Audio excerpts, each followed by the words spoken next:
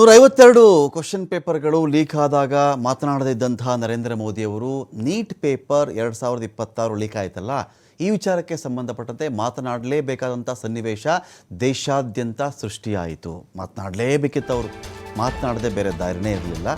ದೇಶವನ್ನು ಉದ್ದೇಶಿಸಿ ಮಾತನಾಡ್ತಾರೆ ಅವರು, ಎಲ್ಲೋ ಒಂದು ದೊಡ್ಡ ವೇದಿಕೆಯಲ್ಲಿ ಬಂದು ಮಾತಾಡ್ತಾರೆ ಅಂತ ಎಲ್ಲರೂ ಭಾವಿಸಿದ್ರು. ಆದರೆ ನೈಟಲ್ಲಿ ಏನು ಮಾಡಿಬಿಟ್ಟಿದ್ದಾರೆ ಅವರು, ಒಂದು ಸೆಲ್ಫಿ ವಿಡಿಯೋ ಮಾಡಿ ಆ ಮೂಲಕ ಮಾತಾಡ್ಬಿಟ್ಟಿದ್ದಾರೆ ಅವರು.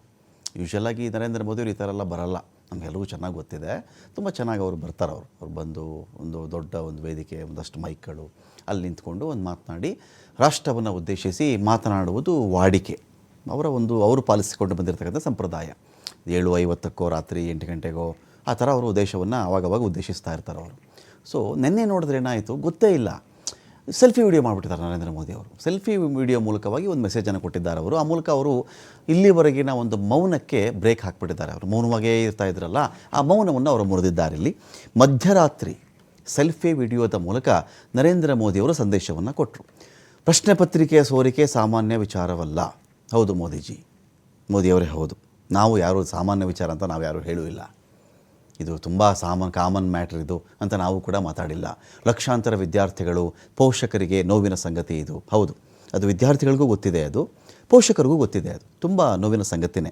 ದುಡ್ಡು ಹಾಕ್ಬಿಟ್ಟಿರ್ತಾರೆ ಅವರು, ಓದಿಸ್ತಾ ಇರ್ತಾರೆ, ಮಕ್ಕಳೇ ಭವಿಷ್ಯ ಅಂದ್ಕೊಂಡು ಸಾಕ್ತಾ ಇರ್ತಾರಲ್ಲ ಲಕ್ಷಾಂತರ ವಿದ್ಯಾರ್ಥಿಗಳನ್ನು. ಮಕ್ಕಳ ಭವಿಷ್ಯ, ಟ್ಯೂಷನ್ಗೆ ದುಡ್ಡು ಹಾಕಿರ್ತಾರೆ. ಬೆಳಿಗ್ಗೆ 3 ಗಂಟೆಗೆ ಹೇಳ್ತಾರೆ ಕೆಲವರು ಓದಬೇಕು ಅಂತ, 4 ಗಂಟೆಗೆ ಹೇಳ್ತಾರೆ. ರಾತ್ರಿ 10 ಗಂಟೆ 11 ಗಂಟೆವರೆಗೂ ಓದಿರೋರು ಇದ್ದಾರೆ. ಆ ಮಕ್ಕಳಿಗೆ ಆಹಾರವೋ ಅಥವಾ ಹಾಲು ಅಥವಾ ಜ್ಯೂಸೋ ಹಣ್ಣು ಏನೋ ಒಂದು ಕೊಡಬೇಕು ಅಂತ ಪೋಷಕರು ಅವ್ರಿಗಿಂತ ಜಾಸ್ತಿ ಎಫರ್ಟ್ ಹಾಕಿರ್ತಾರೆ. ಅದು ಗೊತ್ತಿರುವಂಥ ಸಂಗತಿ ನರೇಂದ್ರ ಮೋದಿಯವರೇ. ಪ್ರಶ್ನೆ ಪತ್ರಿಕೆ ಸೋರಿಕೆ ಬಳಿಕ ಹಲವು ಕ್ರಮ ತೆಗೆದುಕೊಂಡಿದ್ದೇವೆ, ನಾವು ಇಲ್ಲ ಅಂತ ಹೇಳಲಿಲ್ಲ. ಯಾಕಂದರೆ ಅರೆಸ್ಟ್ ಮಾಡಿದ್ದೀರಿ ಟ್ಯೂಷನ್ಗಳನ್ನು ನಡೆಸೋರನ್ನ, ಪ್ರೊಫೆಸರ್ಗಳನ್ನು, ಅಲ್ಲಿ ಯಾರೆಲ್ಲ ಅದನ್ನು ಲೀಕ್ ಮಾಡೋ ಕಾರಣಕರ್ತರಾಗಿದ್ದರು, ಯಾರೆಲ್ಲ ಕೊಂಡುಕೊಂಡಿದ್ರು ಪೇಪರ್ಗಳನ್ನು, ಅದನ್ನು ನಾವು ಬಲ್ಲೆವು. ಅಪರಾಧಿಗಳನ್ನು ಬಂಧಿಸಿದ್ದು ಅವರು ಜೈಲಿನಲ್ಲಿದ್ದಾರೆ. ಹೌದು, ಇದು ಗೊತ್ತಿದೆ ನಮಗೆ. ಬಂಧಿಸಲೇಬೇಕು, ಬಂಧಿಸಿದ ಮೇಲೆ ಅವರು ಜೈಲಲ್ಲೇ ಇರಬೇಕು. ಅವರು 22 ಲಕ್ಷ ವಿದ್ಯಾರ್ಥಿಗಳಿಗೆ ಅಲ್ಪಾವಧಿಯಲ್ಲಿಯೇ ಮರುಪರೀಕ್ಷೆ ಮಾಡಿದ್ದೇವೆ. ಇದೇನು ದೊಡ್ಡ ಘನಂದಾರಿ ಕೆಲಸ ಅಲ್ಲ ಮೋದಿಯವರೇ. ನೀವೊಂದು exam question paper leak exam cancel ಮಾಡಿದ್ಮೇಲೆ ಇನ್ನೊಂದು ಎಕ್ಸಾಮ್ ಮಾಡಲೇಬೇಕು. ಅಲ್ಪಾವಧಿಯಲ್ಲಿ ಮಾಡ್ತಿರೋ ದೀರ್ಘಾವಧಿಯಲ್ಲಿ ಮಾಡ್ತಿರೋ ದೊಡ್ಡ ಒಂದು ಹೆಚ್ಚುಗಾರಿಕೆನೋ ದೊಡ್ಡತನನೋ ಇದರಲ್ಲಿ ಏನು ದೊಡ್ಡದ ಮಟ್ಟಿಗೆ ಕಾಣಿಸ್ತಾ ಇಲ್ಲ. ಮಾಡಲೇಬೇಕಲ್ಲ ನೀವು. ಸಿಸ್ಟಮ್ ಇದ್ದಾಗ ನೀಟ್ ಆಗಲೇಬೇಕು, ಮೆಡಿಕಲ್ ಸೀಟ್ಗಳು ಬರಲೇಬೇಕು, ಜನ ಆ ಸೀಟ್ಗಳಿಗೆ ಬಂದು ಕೂತ್ಕೊಳ್ಳೇಬೇಕಲ್ಲ. ಸೊ ಮರುಪರೀಕ್ಷೆ ಮಾಡಿದ್ದೀರಿ. ಉತ್ತೀರ್ಣರಾದ ವಿದ್ಯಾರ್ಥಿಗಳು ಸಂತಸ ವ್ಯಕ್ತಪಡಿಸಿದ್ದಾರೆ. ಹೌದು, ಕ್ವಶನ್ ಪೇಪರ್ ಲೀಕ್ ಆಗದೆ ಹಾಗೆ ಎಕ್ಸಾಮ್ ಬರೆದು ವಿದ್ಯಾರ್ಥಿಗಳು ಉತ್ತೀರ್ಣರಾಗಿದ್ದರೂ ಕೂಡ ಅವರು ಸಂತಸನ ವ್ಯಕ್ತಪಡಿಸ್ತಾ ಇದ್ರು, ಬೇಸರ ಏನು ವ್ಯಕ್ತಪಡಿಸ್ತಾ ಇರಲಿಲ್ಲ ಯಾರೂ ಅಲ್ವೇ. ಕ್ವಶನ್ ಪೇಪರ್ ಲೀಕ್ ಆಗದೆ ಎಕ್ಸಾಮ್ ಆಗಿದ್ದರೂ ಕೂಡ ಅವರು ಇನ್ನೂ ಚೆನ್ನಾಗಿ ಇನ್ನೂ ಒಂದಷ್ಟು ವಿದ್ಯಾರ್ಥಿಗಳು ಜಾಸ್ತಿ ಆಗ್ತಾಯಿದ್ರು. ಈ ಸಂತಸದಲ್ಲಿ ಇನ್ನೊಂದಷ್ಟು ಜನ ವಿದ್ಯಾರ್ಥಿಗಳು ಜಾಸ್ತಿ ಆಗ್ತಾಯಿದ್ರು. ಒಂದು 21 ಜನ ವಿದ್ಯಾರ್ಥಿಗಳು ಮೈನಸ್ ಆಗಿಬಿಟ್ರು, ಹೆಣಗಳಾಗ್ಬಿಟ್ರಲ್ಲ ಅವರು. ಪಾಪ ಅವ್ರು ಸಂತಸ ವ್ಯಕ್ತಪಡಿಸೋಕ್ಕಾಗಲ್ಲ, ಅವರ ಮನೆಯವರು ಸಂತಸ ವ್ಯಕ್ತಪಡಿಸೋಕ್ಕಾಗಲ್ಲ, ಸತ್ತೋಗ್ಬಿಟ್ಟಿದ್ದಾರಲ್ಲ ಅವರು. ಇದಲ್ಲದೆ ಸಾವಿರಾರು ವಿದ್ಯಾರ್ಥಿಗಳು 2ನೇ ಬಾರಿಗೆ ಎಕ್ಸಾಮ್ ಮಾಡಿದ್ರಲ್ಲ, ಅದನ್ನು ಬರೀಲೇ ಇಲ್ಲ. ಅವ್ರ ಪ್ರೆಷರು, ಅವ್ರ ದುಃಖ, ಸಂತಸ ವ್ಯಕ್ತಪಡಿಸಿದವ್ರನ್ನ ತಾವು ಮೆನ್ಷನ್ ಮಾಡ್ತಾ ಇದ್ದೀರಿ. ಸತ್ತೋದವರನ್ನು, ಅವರ ಮನೆಯವರ ಕಷ್ಟಗಳನ್ನು, ಎಕ್ಸಾಮ್ ಮಾಡಿದಾಗ ಎಕ್ಸಾಮ್ಗೆ ಕುಳಿತುಕೊಳ್ಳದವರನ್ನು, ಅವರ ಮನೆ ಸ್ಟ್ರೆಸ್ಸನ್ನು, ಅವರ ಮನೆ ಪ್ರಾಬ್ಲಮ್ಗಳನ್ನು ತಾವು ಹೇಳಬೇಕಾಗಿತ್ತೇನೋ ಮೋದಿಯವರೇ. ಸೆಲ್ಫಿ ವಿಡಿಯೋದಲ್ಲಿ ಪ್ರಧಾನಿ ನರೇಂದ್ರ ಮೋದಿ ತಮ್ಮ ಸರ್ಕಾರ ತೆಗೆದುಕೊಂಡಂತಹ ಘನ ನಿರ್ಧಾರಗಳ ಬಗ್ಗೆ ಅವರು ಮಧ್ಯರಾತ್ರಿ ಎದ್ದು ಬಂದು ಒಂದು ಸೆಲ್ಫಿ ವಿಡಿಯೋವನ್ನು ಮಾಡಿ ಆ ಮೂಲಕ ದೇಶದ ಜನತೆಗೆ ಸಂದೇಶವನ್ನು ಕೊಟ್ಟಿದ್ದಾರೆ. ಜೊತೆಗೆ ಪ್ರತಿಭಟನಾಕಾರರ ಜೊತೆಗೆ ಚರ್ಚೆಗೆ ಸರ್ಕಾರ ಸಿದ್ಧವಿದೆ. ಪ್ರತಿಭಟನಾಕಾರರ ಬೇಡಿಕೆ ಈಡೇರಿಸಕ್ಕೆ ನೀವು ರೆಡಿ ಇದ್ದೀರಾ? ತುಂಬ ಬೇಡಿಕೆ ಇಟ್ಕೊಂಡಿಲ್ಲ ಅವರು. ಇಟ್ಕೊಂಡಿರೋದೇ ಒಂದು, ಧರ್ಮೇಂದ್ರ ಪ್ರಧಾನ್ ರಾಜೀನಾಮೆ ಕೊಡಬೇಕು ಅಂಥೇಳಿ. ಆ ಬೇಡಿಕೆ ಬಿಟ್ಬಿಟ್ಟು ಕಠಿಣ ಕ್ರಮ, ಫಾಸ್ಟ್ ಟ್ರ್ಯಾಕ್ ಕೋರ್ಟ್, ಒಂದು ಹೊಸ ಮಸೂದೆ ಮಂಡಿಸ್ಬಿಡ್ತೀವಿ, ಹಾಗೆ ಮಾಡ್ತೀವಿ ಹೀಗೆ ಮಾಡ್ತೀವಿ ಅನ್ನೋದೆಲ್ಲ ಇದೆಯಲ್ಲ, ಇವೆಲ್ಲವೂ ಹಾರಿಕೆ ಉತ್ತರಗಳ ಥರ ಕಾಣಿಸ್ತಿದ್ಯೇನೋ ಅಂತ ಗೌರವಾನ್ವಿತ ಮೋದಿಯವರೇ ಸ್ವಲ್ಪ ಜನ ಆ ಥರ ಭಾವಿಸ್ತಾ ಇದ್ದಾರೆ. ಸಚಿವ ಸಂಪುಟ ಸಭೆಯಲ್ಲಿ ಕಠಿಣ ನಿರ್ಧಾರ ತೆಗೆದುಕೊಳ್ಳುತ್ತೇವೆ. ಈ ಕಠಿಣ ಎಲ್ಲ ವಿಚಾರ ಕೇಳಿ ಸ್ವಲ್ಪ ದೇಶದಲ್ಲಿ ಕಠಿಣ ಅನ್ನೋ ಪದವೇ ಸವಕಲಾಯ್ತೇನೋ ಅಂತ, ಸವದು ಹೋಗ್ಬಿಟ್ಟಿದ್ದೇನೋ ಒಂದು ವರ್ಡ್ ಅಂತ ಮೋದಿಜಿ. ಸ್ವಲ್ಪ ಅದು ಚೇಂಜ್ ಮಾಡ್ಕೊಳ್ಳಿ, ಬೇರೆ ವರ್ಡ್ ಆದರೂ ಬಳಸಿ ಅದಕ್ಕೆ. ಅಥವಾ ಇದನ್ನು ಕಠಿಣ ಅಂತಲೂ ಬಳಸಬೇಡಿ, ಸುಲಭ ಅಂತಲೂ ಬಳಸಬೇಡಿ.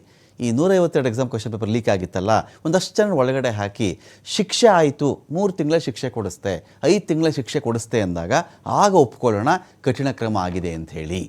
ಪ್ರಕರಣದ ತನಿಖೆಗೆ ಫಾಸ್ಟ್ ಟ್ರ್ಯಾಕ್ ಕೋರ್ಟ್ ರಚಿಸಲಾಗಿದೆ, ಸ್ವಾಗತಾರ್ಹ ಬೆಳವಣಿಗೆ. ಹೌದು, ಬೇಗ ತನಿಖೆ ನಡೀಬೇಕು. ಮಾಡಿದ್ದೀರಿ. ಇದೊಂದೇ ಪ್ರಕರಣನ ಹಿಂದಿನ ಕ್ವಶನ್ ಪೇಪರ್ ಲೀಕ್ ಆಗಿತ್ತಲ್ಲ, ಅವತ್ತಿಗೆ ಎಲ್ಲರೂ ಸೇಫ್ ಗಾರ್ಡ್ ಮಾಡಿಬಿಟ್ಟಿದ್ರಲ್ಲ ನಿಮ್ಮ ಸರ್ಕಾರದ ಕಡೆಯಿಂದ, ಸರಿಯಾಗಿ ತನಿಖೆಗಳಾಗದೆ ಅವತ್ತಿಗೆ ಶಿಕ್ಷಣ ಮಂತ್ರಿ ರಾಜೀನಾಮೆ ಕೊಡದೆ ಅವ್ರನ್ನೇನು ಮಾಡ್ತೀರಿ ಹೇಳಿ ಮೋದಿಜಿ, ಪ್ಲೀಸ್ ಸ್ವಲ್ಪ ಹೇಳಿಬಿಡಿ ಅದನ್ನು. ಪ್ರಶ್ನೆ ಪತ್ರಿಕೆ ಸೋರಿಕೆ ತಡೆಗೆ ಕಾನೂನು ತರಲಾಗುತ್ತದೆ, ತರಲೇಬೇಕಲ್ವೇ?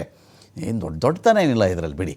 ಸೋರಿಕೆ ತಡೆಗೆ ಕಾನೂನು ಇತ್ತು, ಅದನ್ನೇನೋ ಇನ್ನು ಸ್ವಲ್ಪ ಆ ಕಡೆ ಈ ಕಡೆ, ಒಂದು ಈ ಕಡೆ ಬರೋದು ಒಂದು ಆ ಕಡೆ ಬರೋದು, 3 ವರ್ಷನ 10 ವರ್ಷ ಮಾಡಿ, 5 ವರ್ಷನ 6 ವರ್ಷ ಮಾಡಿ, ಏನೋ ಒಂದು ಮಾಡ್ತೀರಿ, ಇರಲಿ. ಇದ್ರ ಬಗ್ಗೆ ಸದನ ಚರ್ಚೆ ಮಾಡ್ತೀರಿ ಅಂತ ಹೇಳಿದ್ದೀರಿ, ಸ್ವಾಗತಾರ್ಹ, ಮಾಡಿ ಮೋದಿ ಅವರೇ.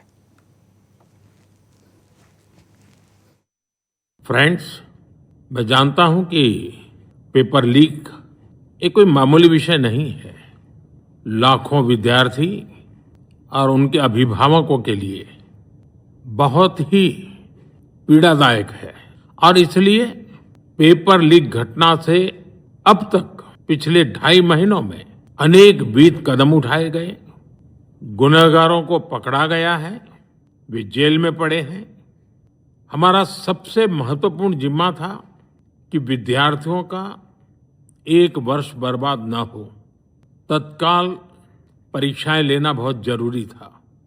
सरकार ने अभी पूरी शक्ति का उपयोग करके कम से कम समय में 22 लाख जितने विद्यार्थियों के एग्जाम हो जाएं, इसका प्रबंध किया. और अभी 5-6 दिन पहले 19 तारीख को रिजल्ट भी आ गया और देश भर में उत्तीर्ण हो गए विद्यार्थियों की खुशियों की खबरें